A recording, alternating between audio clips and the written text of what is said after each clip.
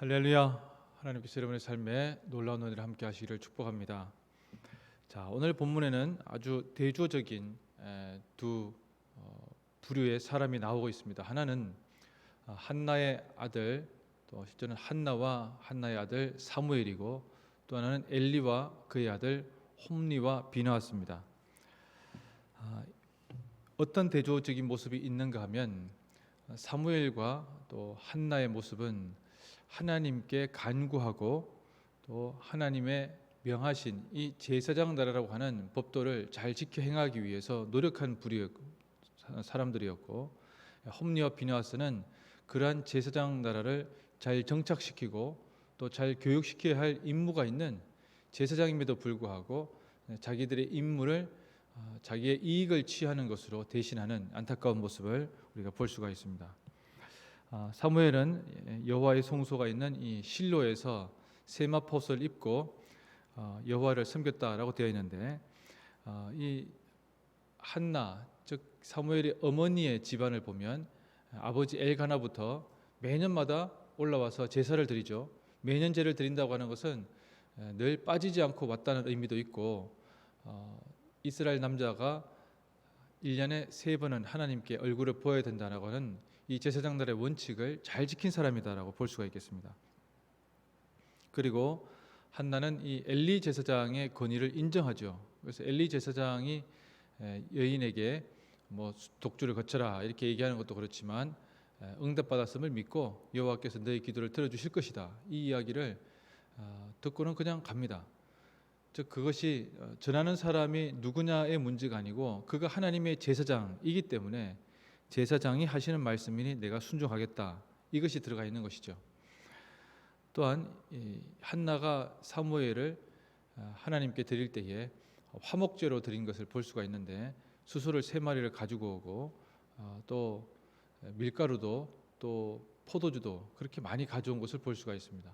그래서 그것을 가지고 하나님께 드리면서 그날이 하나님께 드리는 감사의 시간이면서 주위 사람들과 함께 하나님께 자기 아들을 드리는 것에 대한 그 감사를 같이 나누는 화목제를 드리는, 그래서 제사장 나라에서 참 보기 좋은 모습을 이 한나와 엘가나와 이 사무엘의 모습을 통해서 볼 수가 있습니다. 하지만 엘리의 두 아들의 모습은 아주 바람직하지 못한데, 아예 표현 자체가 그렇습니다. 12절에 보시면 엘리의 아들들은 행실이 나쁘다 이렇게 되는데, 다른 데에서는 보면 불량자다, 비열한 자들이다, 악당들이다, 아주 그냥 아예 표현 자체가 아주 나쁜 사람들에 대한 해당하는 그 단어를 그냥 쓰고 있습니다. 근데 이 사람들은 여호와를 알지 못하더라라고 표현되어 있는데 참 안타까운 얘기죠. 왜 그런가 하면 너무 대조적인 얘기입니다. 제사장인데 여호와를 알지 못하더라. 자, 여호와를 알지 못하더라 하면서 그 예를 들고 있습니다. 예는 여러 가지 예가 있는데, 하나는 고기를 먼저 취하였다는 겁니다. 이스라엘 백성들이 하나님께 드리는 제사는 5가지 종류가 있죠. 번제, 소제, 화목제, 속죄제, 속건제입니다.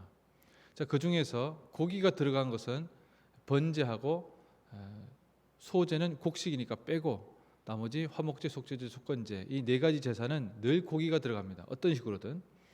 그런데 이 아들들이 번제 같은 경우에는 짐승을 완전히 태우기 때문에 가죽만 제사장이 취하는 겁니다.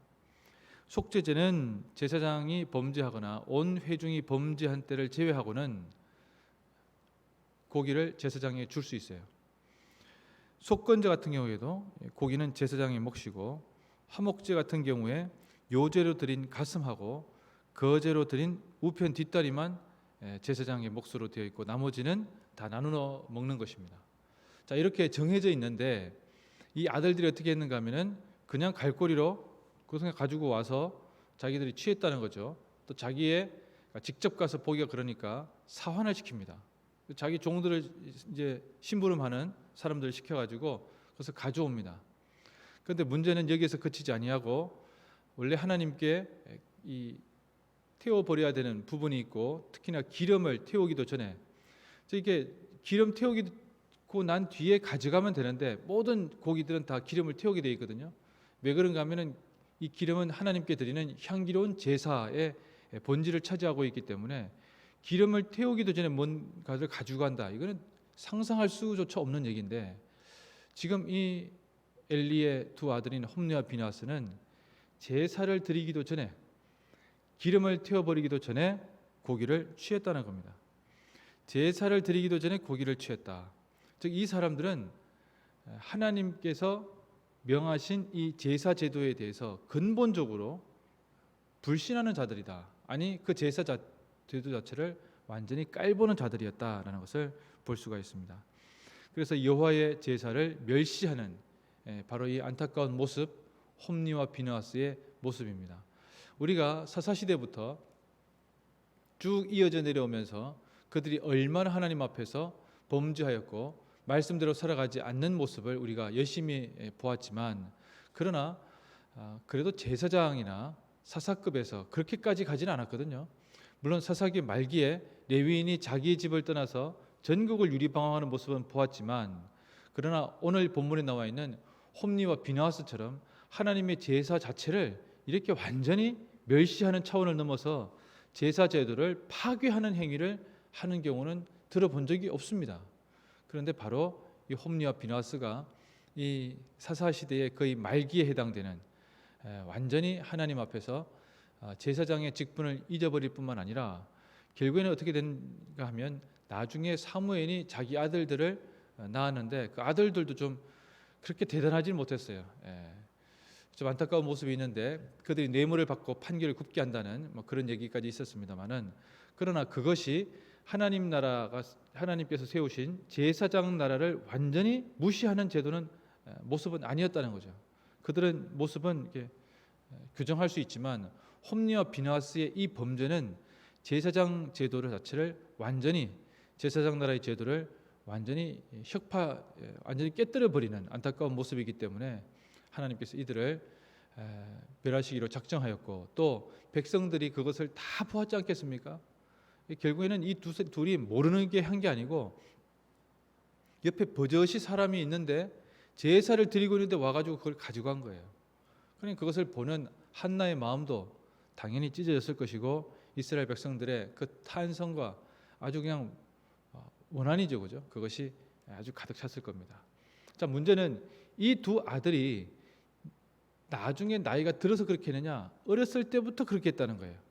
근데 엘리가 그것에 대해서 정확하게 잘못되었다, 혼도 내거나 아이들에게 강하게 엄벌하거나 하지 않았다는 겁니다. 그럼 어떻게 했느냐? 그냥 그런가 보다 하고 지나가다가 나중에 어떤 상황까지 갔는가 하면은 22절에 그의 아들들이 온 이스라엘에게 행한 모든 일과 회막문에서 수종들은 여인들과 동침하였음을 듣고 지금 상황이 어떻게 된 겁니까? 고기를 빼돌리는 정도가 아니고 고기를 먹는 정도가 아니라 여인들을 거느린다. 이게 무슨 얘기입니까? 가나안에 있던 이방 종교, 이방 신상을 섬기는 자들의 행하던 모습, 그 사제들이 하는 모습하고 거의 비슷하게 성전 창기도 아닌 여자들을 도우러 오는 여자들을 그렇게 범했다는 겁니다. 즉 하나님께서 세우시는 모든 제도 자체를 부정할 뿐만 아니라 그들이 이방 신상을 섬기는 자들의 모습까지도 본받아서 하나님의 전을 우상을 섬기는 자들의 전과 무슨 차이가 있는지를 알지 못하게 만들 정도로 성전의 이 성소의 기능을 회파했다는 겁니다. 바로 그것이 하나님께서 이들을 죽이기로 작정한 모습이 되겠습니다. 그래서 엘리가 그들을 타이르는데 여러분 참 그렇죠. 아들들아 그리하지 말라 24절에 그렇게 되어 있는데 여러분 이게 지금 이 상황을 듣고 난 뒤에 아버지가 할 이야기는 아니죠, 그죠? 이 아들들에 대한 아버지의 조치가 얼마나 미온적이고 얼마나 안일한지 잘 보여주는 대목인데 더더구나 아들들이 아버지가 다 알고 있다는 것을 알고 자기들의 행실을 멈추느냐, 그렇지 아니하고 여전히 그렇게 하고 하나님께서 그들을 그렇게 죽이기로 작정했기 때문에 엘리의 말을 듣지 않은 것을 볼 수가 있습니다. 자, 오늘 본문을 보면 하나님께서 이 얼마만큼 이들에 대해서 안타까운 마음을 가지고 있고 얼마만큼 이들에게 많은 회개의 기회를 주었는지 우리가 볼 수가 있습니다. 그러나 그들은 회개의 기회를 뭐 마다하지 않는다는 정도가 아니고 회개의 기회가 온다 할지라도 그것에 대해서 아무런 신경 쓰지 않고 그들은 그저 자기의 이익만 챙기는 안타까운 모습을 보고 있습니다. 이와는 대조적으로 한나는 자기 아들에게 매년 겉옷을 지어 바칩니다. 지어서 주고 그 아이가 자라나면서 어린 아이임에도 불구하고 에봇을 입힙니다. 에봇은 제사장의 역할을 한다는 거예요. 즉 홈리와 비나스로 대표되는 정말 최악의 제사장을 대신할 수 있는 제사장으로 하나님께 쓰임 받게 된다라고 하는 것을 상징적으로 드러내는 것이 또 이 본문에 우리에게 주는 희망의 메시지입니다. 우리가 이 시대를 살아가며 이 시대의 어려움, 이 시대의 아픔을 두고 우리가 정말 간구해야 될 것은 우리의 자녀들이 하나님 앞에 바로 서는 것입니다. 그리고 그 자녀들이 바로 서는 것은 아주 어렸을 때부터 하나님의 말씀을 가르쳐야 됩니다. 한나가 3살 젖될 때까지 이 아이를 사무엘을 젖먹였는데 그때 뭘 가르쳤겠습니까? 말도 다 배울 때인데 하나님의 말씀에 대해서 계속 가르치고 너는 성전에 가서 그렇게 하면 안 된다라고 얼마나 얘기했을까요? 간절한 심정으로 이야기하는 이 어머니의 그 간구를 이 사무엘은 깊게 유념하고 들었을 것입니다. 오늘 이 시대를 살아가며 우리에게 가장 필요한 것은 실은 또 가정교육이며 우리 자녀들에게 하나님을 가르치는 것입니다. 하나님께서 기뻐하시는 것이 무엇이는지 가르치는 것이고 하나님께서 원하시는 것이 무엇인지를 자녀들에게 일러주는 것입니다. 이것을 통하여서 지금 이 참 어지럽고 안타까워하고 있는 대한민국을 또 우리 가정을 온전히 세우는 복된 시간이 될 것입니다. 기도하겠습니다.